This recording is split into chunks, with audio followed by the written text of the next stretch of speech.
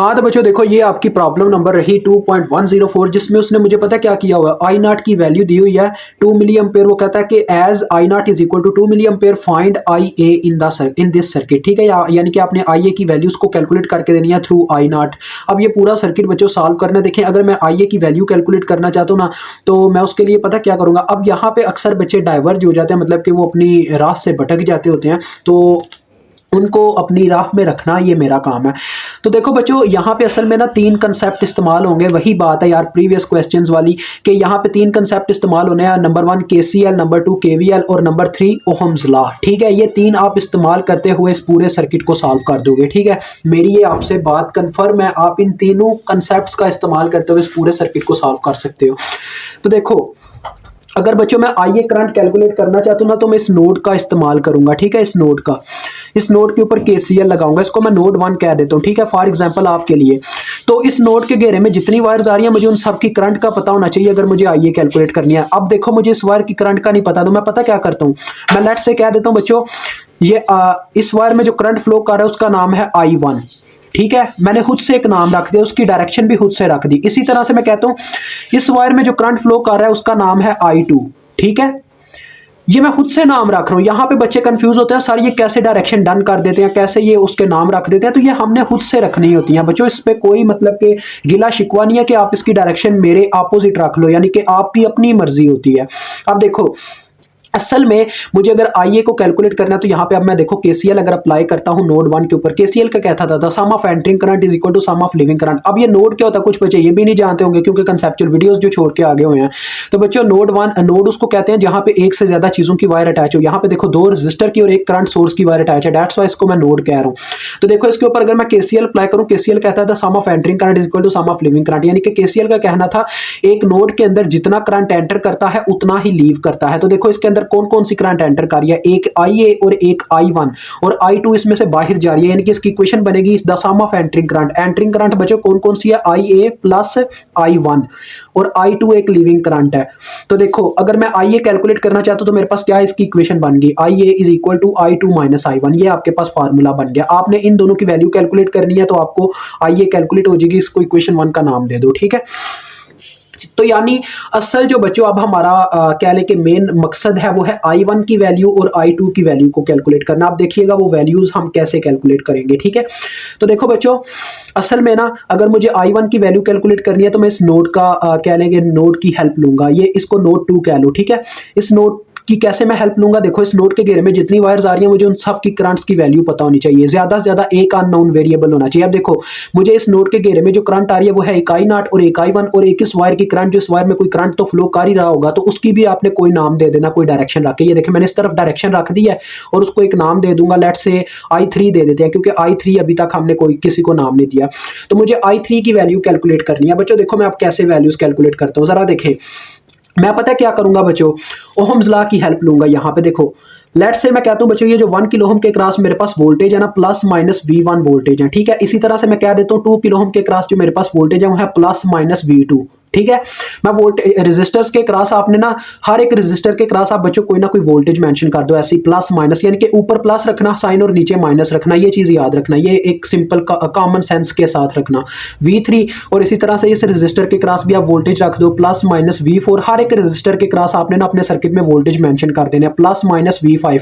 इसकी भी बच्चों एक रीजन है, क्योंकि आपको ये काफी काम आएंगे, इसी वजह से तो ओहम्स लॉ यहाँ पे इस्तेमाल होता है। अब देखें, मैं I0 की मदद से बच्चों, I0 की मदद से, क्योंकि मुझे ये पता है इस रेजिस्टर में से कितना करंट गुजरा है, तो मैं ओहम्स लॉ लगा के V2 की वैल्यू कैलकुलेट कर लूंगा। देखें, फार्मूला लगेगा ओहम्स लॉ का। क्या फार्मूला था बच्चों ओहम्स लॉ का, V is equal to IR, यानी कि वोल्टेज बराबर होते हैं करंट इनटू रेजिस्टेंस के।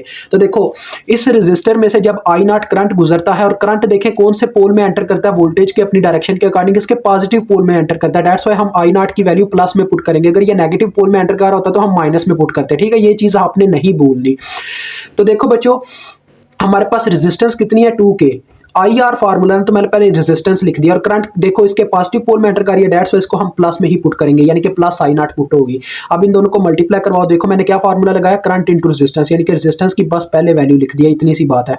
तो देखो 2K इंटू 2 मिली, क्योंकि करंट की वैल्यू है 2 मिली। तो देखो ये कितने वोल्टेज आ गए, 4 वोल्ट।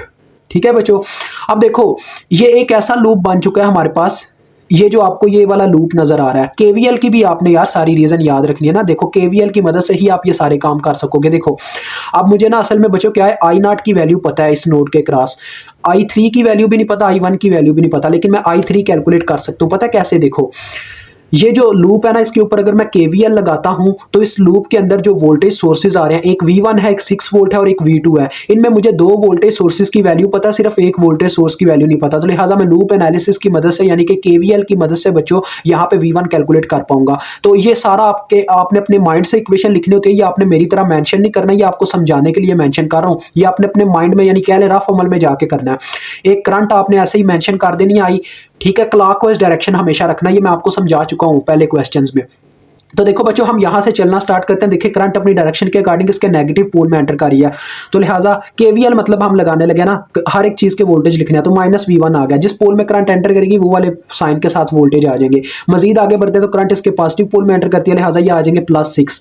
मजीद आगे गए तो करंट इसके पॉजिटिव पोल में एंटर कर रही है V2 के, तो ये आगे +V2 इज इक्वल टू 0, क्योंकि चक्कर मुकम्मल हो गया। देखो करंट वापस V1 पे आ गई।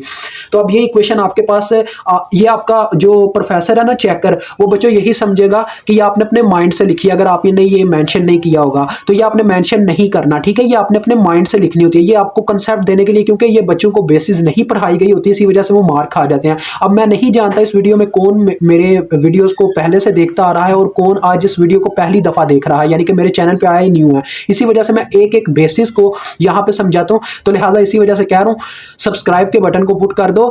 आप हमारे साथ रहोगे तो इंशाल्लाह इस फैमिली के साथ आप भी ग्रो करोगे इंजीनियरिंग में। आ जाओ बच्चों, अब हमें क्या कैलकुलेट करना है, V1 की वैल्यू को। देखो V1 यहाँ पे नेगेटिव, दूसरी जानब जाके +V1 हो गया और इधर 6 + V2 ही रह गया। 6 + V2 की वैल्यू, V2 की कितनी वैल्यू थी बच्चों 4, तो ये मैंने वैल्यू पुट की, तो देखो मेरे पास V1 की वैल्यू आ गई 10 वोल्ट।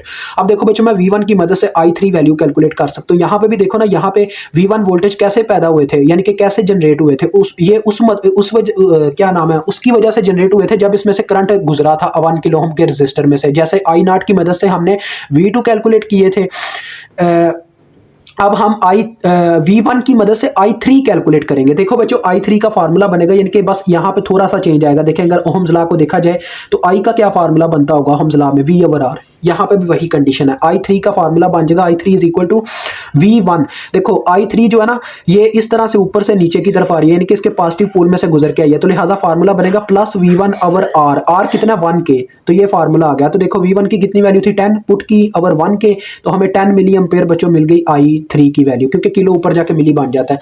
तो देखो हमें I3 की वैल्यू भी पता चल गई 10 मिली एम्पेयर। अब मैं इजीली KCL अप्लाई करके नोड 2 के ऊपर I1 कैलकुलेट कर सकता हूँ। I1 कैलकुलेट होगी, V5 कैलकुलेट हो जाएंगे, V5 कैलकुलेट होंगे, तो उसकी मदद से V5 कैलकुलेट करने का क्या फायदा मुझे।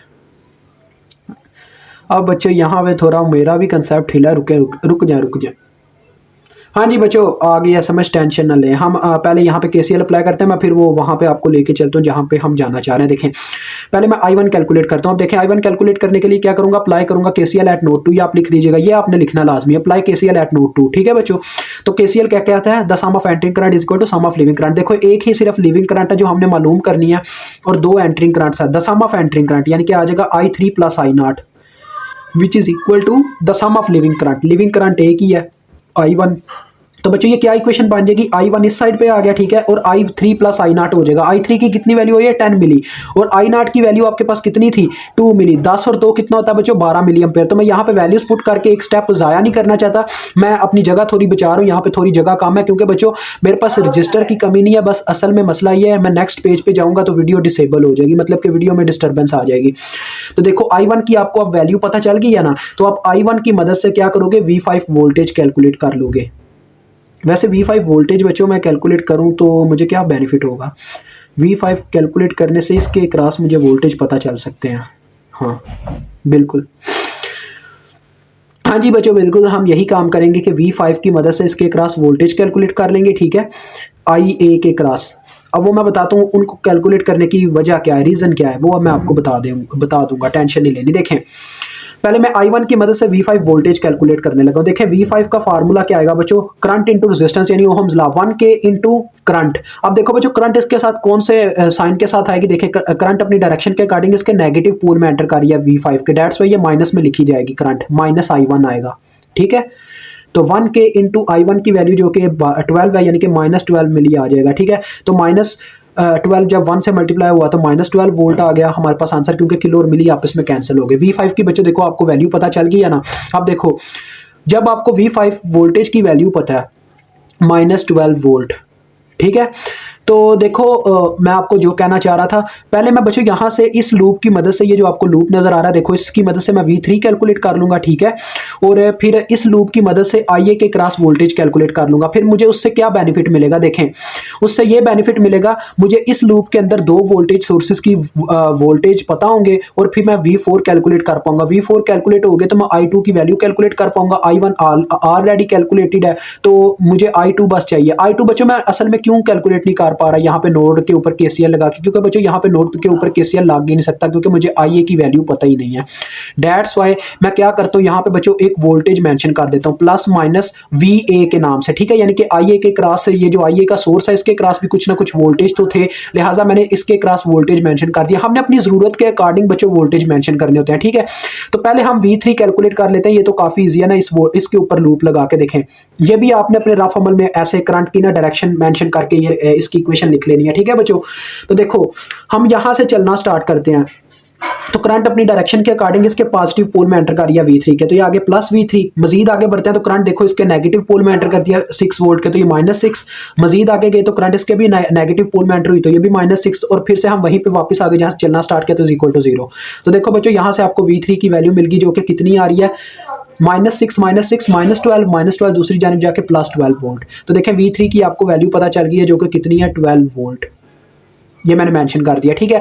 अब हम क्या करते हैं, VA की वैल्यू बच्चों कैलकुलेट कर लेते हैं। यहां पे भी मैं क्या करूंगा, लूप लगा दूंगा, ठीक है। ये सारा आपका रफ फॉर्मूला है, इस तरह से करंट की डायरेक्शन मेंशन करना। ये आपने वैल्यूज मेंशन करनी है जैसे हम कर रहे थे, ये आपने सारा मेंशन करना। बस ये वाली करंट नहीं बच्चों ड्रा करनी है जो मैं सेंटर में ऐसे लूप की फॉर्म में ड्रा कर रहा हूं, ठीक है। ये आपका क्वेश्चन रॉन्ग समझा जा सकता है आपके उस्ताद की तरफ से, क्योंकि वो ये नहीं समझ पाएगा कि बच्चे ने यहाँ पे लूप लगाया हुआ है, ठीक है। यानी उसने कंसेप्ट के लिए बस लगाया हुआ है, तो लिहाजा वो ये चीज नहीं समझते अक्सर उस्ताद। दैट्स वाई मैं आपको कहता हूँ ये आपने वहां पे मेंशन नहीं करनी। अब देखो बच्चों मैं यहाँ पे लगाने लगा हूँ, कहां से चलना स्टार्ट करें, यहीं से चलना स्टार्ट करते हैं। देखिए करंट अपनी डायरेक्शन के अकॉर्डिंग V2 के नेगेटिव पोल में एंटर करती है, तो लिहाजा V2 आ जाएंगे माइनस में, -V2 यहाँ पे मैं इक्वेशन लिख रहा हूँ। मजीद आगे बढ़ते हैं तो करंट VA के पॉजिटिव पोल में एंटर कर दिया, +VA आ गया। मजीद आगे गए तो करंट V5 के भी पॉजिटिव पोल में एंटर करते हैं, देखें ऐसे ऊपर से नीचे आ रही है +V5, और देखें चक्कर मुकम्मल हो गया, हम फिर से वापस V2 पे आ गए, तो इज इक्वल टू 0। अब बच्चों आप यहाँ से इक्वेशन बना लो और इजीली VA कैलकुलेट कर लो। देखो VA की इक्वेशन आ जाएगी, V2 उधर जाके प्लस में हो गए और V5 उधर जाके माइनस में हो गए, तो V2 में से हमने V5 के वोल्टेज माइनस करते हैं। देखें V2 की क्या वैल्यू आई हुई है आपके पास, यहीं कहीं आपने लिखी होगी V2। ये देखो ये बच्चों V2 की वैल्यू थी 4 वोल्ट, 4, ठीक है। यहाँ पे मैं इस इक्वेशन को मतलब कि उस फॉर्म में हल करता हूँ, वैल्यूज पुट करके डायरेक्ट यहाँ पे मैं उसकी एग्जैक्ट वैल्यू लिखूंगा। आगे है माइनस V5 की वैल्यू, देखो बच्चों V5 हमने यहाँ पे कैलकुलेट किए थे, जो कि आए थे -12। तो सेंटर में भी माइनस है और V5 की वैल्यू भी माइनस में है, तो इस तरह से माइनस आ जाएगा। देखो माइनस माइनस प्लस हो जाएगा, ठीक है, यानी कि दोनों की वैल्यू आपने पुट करके करना है। तो 4 में से जब माइनस इंटू -12 होगा तो 4 + 12 हो जाएगा, जो कि 16 वोल्ट आ जाएगा, ठीक है। तो VA की वैल्यू आपको पता चल गई है, जो कि 16 वोल्ट है। अब आप इस लूप के ऊपर, यानी कि आप इस लूप के ऊपर KVL लगा के V4 कैलकुलेट कर लो, फिर V4 की मदद से आप I2 कैलकुलेट कर लो, क्योंकि आपको I1 और I2 की वैल्यू चाहिए थी, जिसमें आप I1 ऑलरेडी कैलकुलेटेड कर चुके हुए हो। कहाँ पे की थी आपने I1, ये बच्चों देखो ये I1 है, मैं इसके ऊपर लगा देता हूँ साइन, ताकि जब हम मतलब कि इसको रिजल्टेंट में लिखने लगे हमें याद रहे यहाँ पे हमने ये वैल्यू निकाली हुई है। ये देखो इस इक्वेशन को सॉल्व करके IA की वैल्यू आनी है ना, तो मुझे अब I2 की बस कमी है। तो देखो बच्चों अब मैं क्या करता हूँ, इस लूप के ऊपर KVL लगाने लगा हूँ। देखो हम यहाँ से चलना स्टार्ट करते हैं। देखिए करंट अपनी डायरेक्शन के अकॉर्डिंग इसके नेगेटिव पोल में एंटर कर दिया V3 के, तो ये आ जाएगा -V3। मजीद आगे बढ़ते हैं तो करंट V4 के प्लस के पोल में एंटर करते हैं, तो ये आ गया +V4। मजीद आगे गए तो देखो करंट इसके नेगेटिव पोल में एंटर करती है VA के, तो ये आ गया -VA इज इक्वल टू 0, क्योंकि चक्कर मुकम्मल हो गया, हम वहां पे वापस आ गए V3 पे। इसकी इक्वेशन आप सॉल्व कर लो V4 के लिए। तो देखो बच्चों क्या बनेगा, V4 इधर ही रह गया और V3 और VA दूसरी जानिब जाके प्लस में हो गए, V3 + VA। V3 की कितनी वैल्यू है आपके पास, V3 वोल्टेज की वैल्यू थी 12 वोल्ट, ये देखें ये मैंने मेंशन की हुई है वहां पे भी और यहाँ पे ये मैंने सॉल्व की थी 12 वोल्ट। तो 12 आगे VA की वैल्यू यहाँ पे अभी निकाली है, जो कि 16 आई हुई है। तो 16 जमा 12 करें बच्चों कितना होता है, 28 होता है मेरे ख्याल में, 2 जमा किया 18, हाँ जी बिल्कुल 28 वोल्ट। V4 आपको पता चल गया बच्चों। आप देखो V4 आपको वोल्टेज पता है तो आप I2 कैलकुलेट कर सकते हो। कैसे? वही वो जो प्रीवियस में तरीके लगाते आ रहे हैं, क्योंकि V4 वोल्टेज उस वक्त जनरेट होते हैं जब इसमें से I2 करंट गुजरती है। दैट्स वाई I2 का फार्मूला बनेगा V4 ओवर। अब देखो बच्चों, I2 अपनी डायरेक्शन के अकॉर्डिंग इसके नेगेटिव पोल में एंटर करिए। दैट्स वाई ये वोल्टेज -V4 पुट किए जाएंगे, इस तरह से -V4 पुट किया जाएगा, ठीक है। क्योंकि करंट जिस पोल में एंटर करती है उसके लिहाज से वोल्टेज लिखे जाते हैं। ठीक हो गया बच्चों।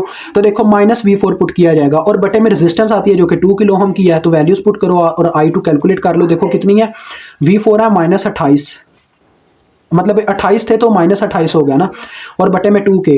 देखो 2 1s आर 2 14s आर, तो ये आपके पास करंट आ रही है -14 मिली एम्पेयर, -14 मिली एम्पेयर, ठीक है। अब आप उसमें वैल्यूज पुट कर दो। देखो ये आपके पास इक्वेशन थी IA is equal to I2 - I1। देखो बच्चों I2 की वैल्यू है -14 मिली और I1 की आपके पास वैल्यू हुई है 12 मिली आई हुई है, ठीक है। तो देखो यहाँ पे जब मैं माइनस के अंदर आगे 12 मिली पुट करूंगा I1 की, तो ये भी माइनस में चला गया, -14 -12 -26 होता है, तो -26 मिली एम्पेयर आपका आंसर आ गया। मुझे उम्मीद है आपको इस क्वेश्चन की भी इजीली समझ आ चुकी होगी।